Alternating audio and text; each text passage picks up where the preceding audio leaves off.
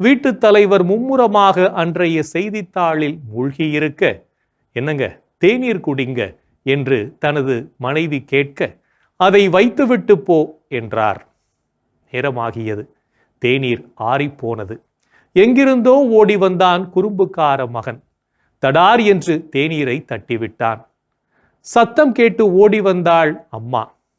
ஒன்றுமில்லை ஒன்றுமில்லை என்று அப்பா கூற, அப்பா என்னை மன்னித்து விடுங்கள், நான் பார்க்காமல் தட்டிவிட்டேன் என்றான். உடனே அப்பா, இல்லை இல்லை, தவறு என்மேல்தான், நான் உடனே தேநீரை குடித்திருக்க வேண்டும் என்று கூறிய அடுத்த கணமே, தப்பு என் மேல தாங்க, நீங்க குடிக்கும் பதத்தோடு நான் கொடுத்திருக்க வேண்டும் என்றாள் அம்மா. எனவே எதையும் ஏற்றுக்கொள்ளும் குணமே ஏற்றமிகு வாழ்வாகும் என்பதை உணர்ந்து வாழ்வோம். இன்றைய தினத்தை எடுத்துக்கொள்வோம். இந்த நாள் முழுவதும் நாம் செய்த தவறுகளை ஏற்றுக்கொண்டு அதிலிருந்து திருந்தி வாழ முயற்சி செய்வோமா என்று யோசித்து பார்ப்போம்.